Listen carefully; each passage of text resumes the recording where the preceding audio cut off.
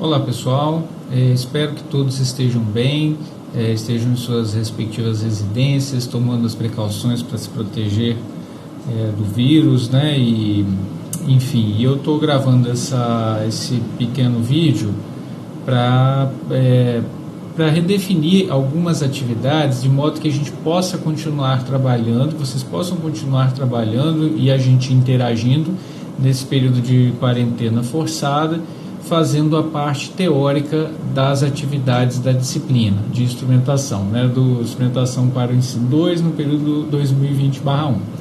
Então eu fiz principalmente uma modificação naquele arquivo do Word de acompanhamento das atividades. Eu incluí aqui aquelas diretrizes que a gente já discutiu no grupo do WhatsApp, né, que sendo trabalho individual ou em dupla a gente tem que montar os 2 kits. E aí também já coloquei aqui quem vai montar, sendo um dos kits o de eletrostática, comum para todos, porque é o mais barato e um dos mais fáceis de montar, e o outro que dá um pouco mais de trabalho, um pouquinho mais caro, aí a gente dividiu, né? A Thaís que vai fazer sozinha, a Ana Paula e a Mariana vão fazer o de indução, o Jota e o Arthur, a Lívia e o Davi vão fazer o circuito de série paralelo.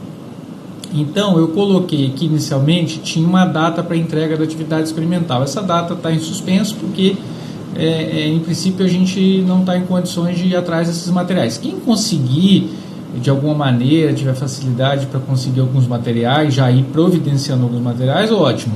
Quem não conseguir, não puder, sem problemas. O foco, a gente vai passar agora para essa etapa 2, né, que no planejamento inicial era uma etapa posterior. A gente vai inverter, vai começar a fazer essa atividade já agora, né, que dá para a gente trabalhar em casa, dá para vocês trabalharem em casa. E aí eu fiz o seguinte, por exemplo, tem 4 itens, né, depois eu vou dar uma revisada nesses itens rapidamente. Isso aqui foi apresentado numa sexta-feira que a gente havia marcado, todo mundo disse que podia, mas nem todo mundo compareceu. E aí eu fiz essa discussão de cada um desses itens. Eu vou comentar rapidamente hoje, mas aí o que eu fiz? Para cada item desse eu coloquei, em vez de colocar uma data única para todos os itens, eu coloquei as datas divididas, né? Então, por exemplo, esse primeiro item aqui da listagem das concepções prévias, eu acho que até o dia 30 de março vocês conseguem me entregar já uma listagem. Eu vou fazer uma pesquisa de alguns artigos sobre esse conteúdo. Cada um vai fazer no seu respectivo conteúdo. Quem vai falar de circuito de série paralelo vai tentar buscar concepções sobre corrente, tensão, principalmente, né, campo elétrico, campo magnético também pode entrar. E aí vai buscar as concepções sobre isso aí. Na verdade, o interessante é você fazer uma leitura sobre as concepções prévias dessa parte de eletricidade e magnetismo. Mas é muita coisa, então talvez valha a pena focar mais. Da mesma maneira, o pessoal da indução também vai ter que ler um pouco sobre corrente elétrica, tensão e tudo mais, e um pouco também dessa parte de indução. Tem vários artigos publicados fazendo esses levantamentos de tudo que é área. E eu vou tentar, eu vou colocar alguns para vocês no AVA, tá certo? Para vocês baixarem, lerem e fazerem essa listagem dessas concepções. Tem que fazer uma leitura cuidadosa dos artigos, porque não é simplesmente citar as coisas aqui, tem que entender como que elas foram levantadas.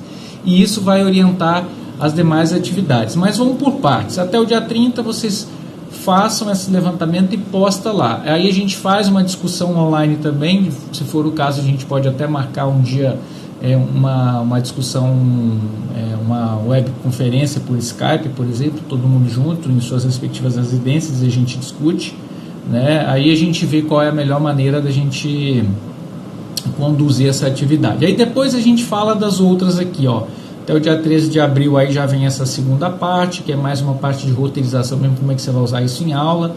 A terceira parte já é a parte dos testes conceituais, também tem que buscar em vestibulares, Enem e tudo mais. E a última parte são a questão dos desafios. Se vocês quiserem ir fazendo essas outras partes aqui, não tem problema.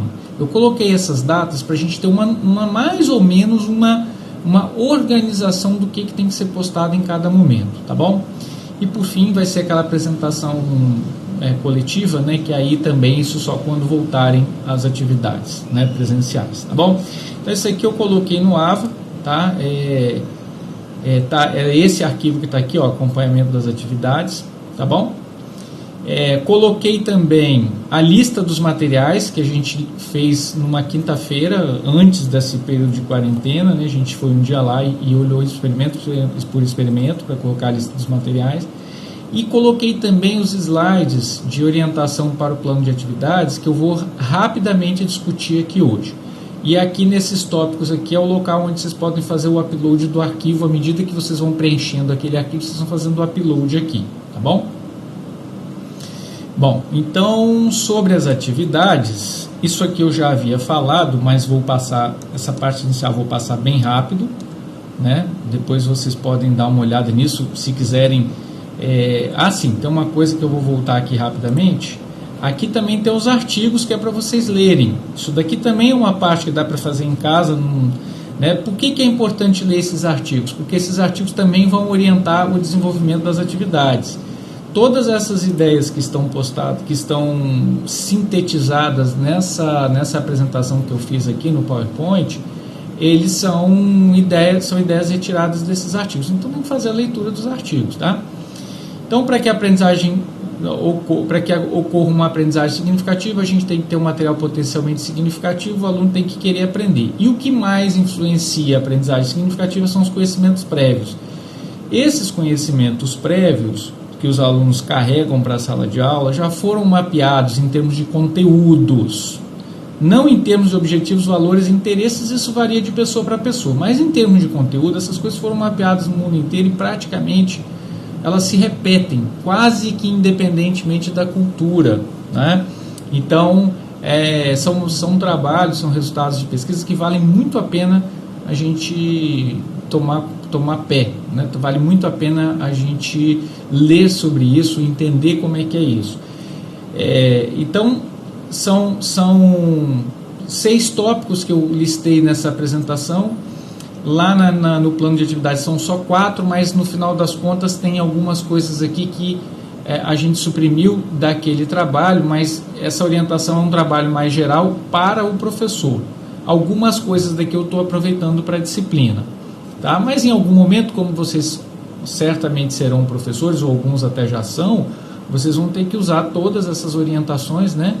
Porque aqui também inclui a parte de avaliação, que é uma coisa que eu não pedi para vocês fazerem lá, e também a questão do feedback adequado aos alunos. A gente pode discutir isso quando voltarem as atividades presenciais. Eu não vou perder tempo com isso agora, não vou gastar tempo com isso agora não, porque vai só cansar e vai ficar um vídeo muito longo, né?